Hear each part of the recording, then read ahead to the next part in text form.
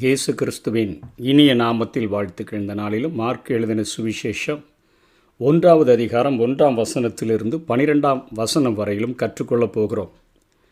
தேவனுடைய குமாரனாகிய இயேசு கிறிஸ்துவின் சுவிசேஷத்தின் ஆரம்பம் என்று சொல்லி இங்கே மார்க்கு தன்னுடைய வார்த்தைகளை தொடங்குகிறதை பார்க்கிறோம். சுவிசேஷம் என்கிற வார்த்தை கிரேக்க வார்த்தையினுடைய மொழிபெயர்ப்பாக இருக்குது. அதனுடைய அர்த்தம் நற்செய்தி. இயேசு கிறிஸ்துவின் சீஷரும் இயேசுவும் கூட இதை நற்செய்தி என்று தான் அழைத்தார்கள். ஏனென்றால் மனித இரட்சிப்பிற்கு வழிகாட்டுகின்ற தேவ செய்தி என்கிறபடினாலே இதை நற்செய்தி என்று அழைத்ததை நாம் பார்க்கிறோம்.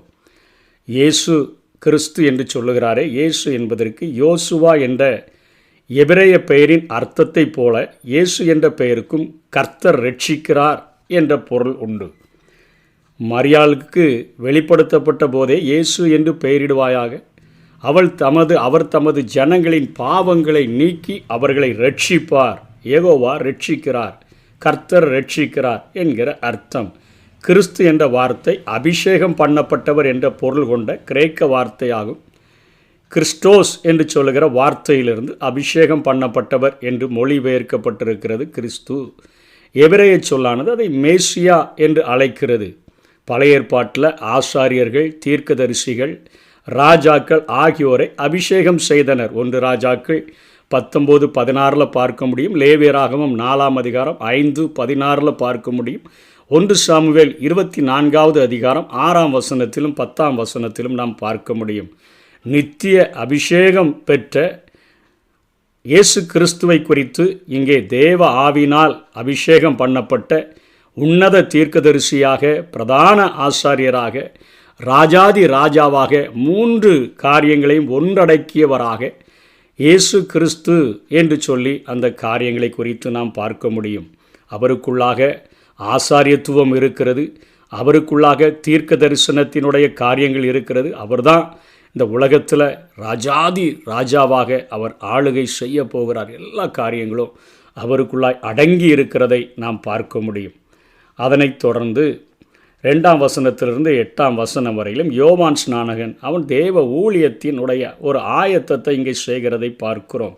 யோவான் வனாந்திரத்தில் ஞானஸ்நானம் கொடுத்து பாவ மன்னிப்புக்கென்று மனம் திரும்புதலுக்கு ஏற்ற ஞானஸ்நானத்தை குறித்து பிரசங்கம் பண்ணி கொண்டிருந்தான். அவனுடைய ட்ரெஸ் ரொம்ப எளிமையாக இருந்தது என்று இங்கே மார்க்கு குறிப்பிடுகிறார். ஒட்டக மயிர் உடையை தரித்து அறையில் வார்க்கச்சையை கட்டி கொண்டிருந்தார். வெட்டுக்கிளியையும் காட்டுத்தேனையும் தான் ஆகாரமாக சாப்பிட்டார். அவர் இப்படி தன்னுடைய வார்த்தைகளினால் அவர் பேசினபடியினால் யூதேயா நாட்டார், எருசலேம் நகரத்தார் எல்லாரும் பாவங்களை அறிக்கையிட்டு அவர்கள் ஞானஸ்நானம் பெற்றார்கள் என்று சொல்லி அவரை குறித்து எழுதியிருக்கிறது. அவர் அப்படி பிரசங்கம் பண்ணி கொண்டிருக்கும் பொழுதே அவர் என்னிலும் வல்லவர் ஒருவர் எனக்கு பின் வருகிறார், அவருடைய பாதரட்சையின் வாரை குனிந்து அவிழ்க்கிறதற்கும் நான் பாத்திரன் அல்ல, நான் ஜலத்தினால் உங்களுக்கு ஞானஸ்நானம் கொடுத்தேன், அவரோ பரிசுத்த ஆவியினால் உங்களுக்கு ஞானஸ்நானம் கொடுப்பார் என்று பிரசங்கிக்கிற காரியங்கள் எழுதப்பட்டிருக்கிறது. இங்கே மனம் திரும்புதலுக்கு ஏற்ற ஞானஸ்நானத்தை யோவான் ஸ்நானன் கொடுத்ததை நாம் பார்க்கிறோம். மனம் திரும்புதல்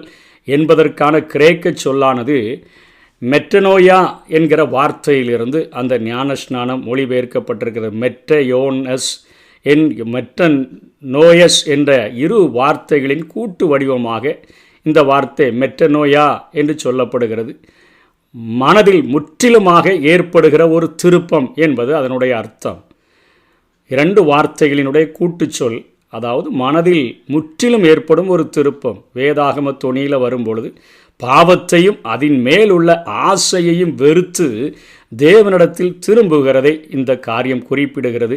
இப்படிப்பட்ட ஒரு மனம் திரும்புதலை பெற்று அவர்கள் ஞானஸ்நானம் பெற்றார்கள். யோவானினுடைய அழைப்பும் அத்தகையதாகத்தான் இருந்தது. ஞானஸ்நானத்தினுடைய கிரேக்க சொல் பேப்டிசோ என்று சொல்லி அழைக்கப்படுகிறது. அதன் பொருள் மூழ்க வைத்தல் என்கிற காரியத்திலிருந்து அது மொழிபெயர்க்கப்பட்டிருக்கிறது. வேறு வகையான விவாதங்களை நம்ம இந்த நாட்களில் செய்ய வேண்டிய தேவையில்லை.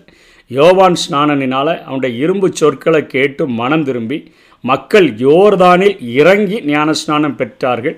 மத தலைவர்களோ அவரால் எச்சரிக்கப்பட்டதை பார்க்கிறோம்.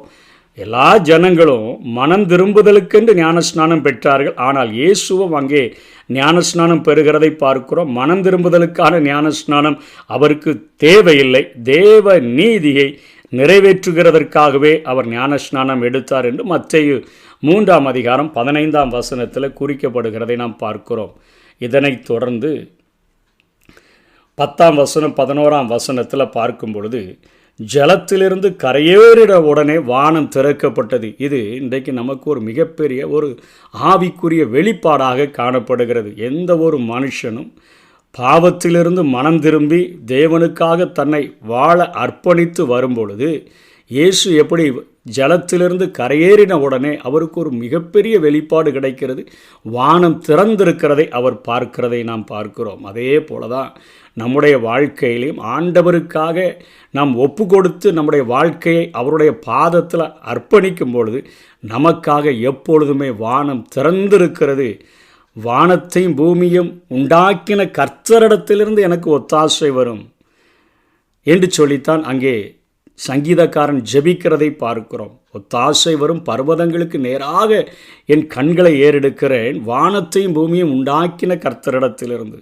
நமக்காக வானம் திறந்து நம் அந்த பரலோகத்தினுடைய ஒரு பிரஜையாக நாம் மாறுகிறோம் என்கிற உத்தரவாதத்தை அது தரக்கூடியதாக இருக்கிறது. அந்த ராஜ்யத்தினுடைய அறிவை நாம் முதல்ல பெற்றுக்கொள்ள வேண்டும். தேவனை குறித்த ஒரு அறிவு. எனக்காக வானம் எப்பொழுதும் திறந்திருக்கிறது, எனக்காக பணி செய்கிறதற்கு ஆயத்தமாக்கப்பட்ட தேவதூதர்கள் திரளாக இருக்கிறார்கள் என்கிற காரியங்கள் நமக்குள்ளாக உண்டாக வேண்டும். 2வது, அந்த வானத்திலிருந்து இறங்கி தேவ ஆவியானவர் புறாவை போல தம்மேல் இறங்கி வருகிறதை கண்டார் என்று பார்க்கிறோம். அந்த வானம் திறந்து பரிசுத்த ஆவியானவர் நம்ம மேலே இறங்கி வந்து நம்ம மேலே வாசம் பண்ணுகிறத ஒவ்வொரு நாளும் நாம் காண்கிறவர்களாக இருக்க வேண்டும். கர்த்தருடைய ஆவியானவர் என் மேலே இருக்கிறார், எனக்குள்ளாக வாசம் பண்ணுகிறார், மண்பாண்டங்கமாகிய என்னுடைய சரீரத்தில் விலையேற பெற்ற ஒரு பொக்கிஷமாக அவர் இருக்கிறார் என்கிற 2வது அந்த அறிவை நாம் ஆழமாக பெற்றிருக்க வேண்டும். வானம் எனக்கு திறந்திருக்கிறது, நான் பரலோக ராஜ்யத்தினுடைய பிரஜையாக ஏற்றுக்கொள்ளப்பட்டிருக்கிறேன், வானத்திலிருந்து எனக்கு ஒரு ஒத்தாசை என்கிற ஒரு அறிவும், தேவ ஆவியானவர் என்னை நடத்தும்படியாக என் மேலே தங்கி இருக்கிறார். எவர்கள் தேவனுடைய ஆவியினால் நடத்தப்படுகிறார்களோ அவர்கள் தேவனுடைய புத்திரராய் இருக்கிறார்கள். இதனைத் தொடர்ந்து வானத்திலிருந்து ஒரு சத்தம் உண்டாகி இயேசு கேட்கும்படியாக, இவர் என்னுடைய நேசகுமாரன், இவரில் பிரியமாயிருக்கிறேன்.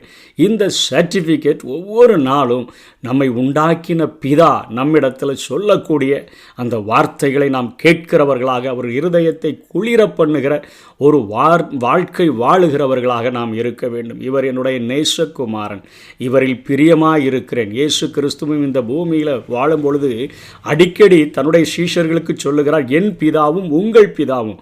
எனக்கு பிதானா அவர் உங்களுக்கும் பிதாதான் என்று சொல்லுகிறபடினால பிதா நம்மை பார்த்து சொல்ல முடியும், இவன் என்னுடைய நேசகுமாரன், இவரில் பிரியமாயிருக்கிறேன் என்று சொல்லுகிற அந்த ஒரு முதல்ல தேவ ராஜ்யத்தினுடைய அறிவை, தேவ திட்டத்தினுடைய அறிவை நாம் முதல்ல பெற்றுக்கொள்ள வேண்டும் என்கிறதை மார்க்கு தன்னுடைய முதல் அதிகாரத்தில் அவர் பதிய வைக்கிறதை பார்க்கிறோம். அதனைத் தொடர்ந்து நம்ம வீடுகளுக்குற வருகிற சாத்தான தடுப்பாட்டம் ஆடுகிறதற்கு அழைக்கப்படலை, போர்க்களத்திற்கு ஆவியானவர் நம்மை அழைத்து செல்லுகிறார் என்கிற காரியத்தை தான் இயேசுவினுடைய வாழ்க்கையில் இயேசு ஞானஸ்நானம் பெற்று கரையேறின உடனே ஆவியானவர் அவரை வனாந்தரத்திற்கு பிசாசினால் சோதிக்கப்படுகிறதற்கு கொண்டு போனார் என்று பார்க்கிறோம்.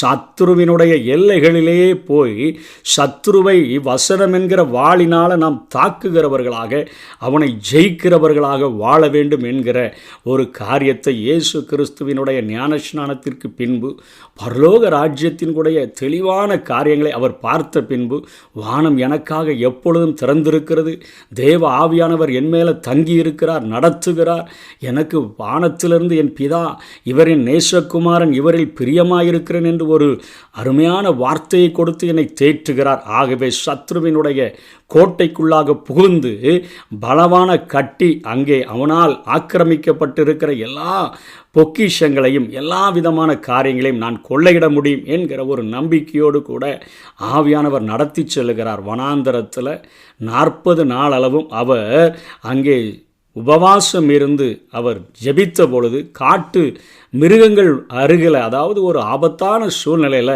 அங்கே தங்கியிருந்த சூழ்நிலையின் மத்தியிலையும் ஆண்டவர் அங்கே பிசாசு தன்னை சோதிக்க வந்த பொழுது அருமையாக அவர் 3 சோதனைகளிலும் அவன் எப்படி வசனத்தை காட்டி மேற்கோளை காட்டி அவரிடத்தில் போரிட விரும்பினானோ, ஆண்டவர் வசனம் என்கிற வாளை ஏந்தி அவனுடைய காரியங்களை எல்லாவற்றையும் அங்கேயே அவனை தோற்கடித்து விட்டதை பார்க்கிறோம். அவன் எல்லைகளுக்குள்ளாக சென்று அவனை தோற்கடிக்கிற ஒரு வல்ல அபிஷேகத்தை ஆண்டவர் எனக்கு தந்திருக்கிறார். என் வாழ்க்கையில் அவர் என்னை தெரிந்து கொண்டதனுடைய முக்கிய நோக்கமே என் வீட்டுக்குள்ளே உட்கார்ந்துட்டு அவன் என்ன அடிக்கிறான், அவன் என்னை அழிக்க வருகிறான் என்பது அல்ல. அவனுடைய எல்லைகளுக்குள்ளாக சென்று ஆண்டவருக்காக சத்ருவினுடைய ராஜ்யங்களை அழிக்கும்படிக்காக நாம் கிரியை செய்ய வேண்டும். பிசாசின் கிரியைகளை அழிக்கும்படிக்கே தேவகுமாரன் வெளிப்பட்டார் என்கிற வார்த்தை இயேசுவினுடைய வாழ்க்கையில் எத்தனை உண்மையோ, அதே போல் நம்முடைய வாழ்க்கையிலும் நமக்கு கொடுத்திருக்கிற பணியில் சத்ருவின் காரியங்களை அழித்து மேற்கொண்டு அவனுடைய ராஜ்யங்களை நாம் கிறிஸ்துவின் ராஜ்யங்களாக மாற்றும்படியாக அவர்களை ஆத்துமாக்களை ஆண்டவருக்கென்று ஆதாயப்படுத்தும்படியான காரியங்களை செய்கிறதற்கு நம்மை அர்ப்பணிப்போம். கர்த்தர் தாமே நம்மை ஆசீர்வதிப்பாராக. ஆமென். திட்டங்கள் தருபவரும் நீர்தானையா, செயல்படுத்தி மகிழ்பவரும் நீர்தானையா. திட்டங்கள் தருபவரும் நீர்தானையா, செயல்படுத்தி மகிழ்பவரும் நீர்தானையா.